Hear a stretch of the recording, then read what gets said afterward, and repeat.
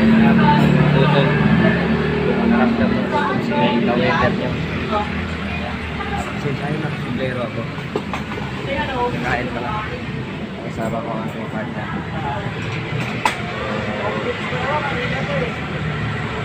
Medyo gutom na. Hintay lang muna tayo. 10 to 15 minutes pa naman ang pagkain. So medyo masapa na pakiramdam may naka-waiter. Para kung nalagnatin.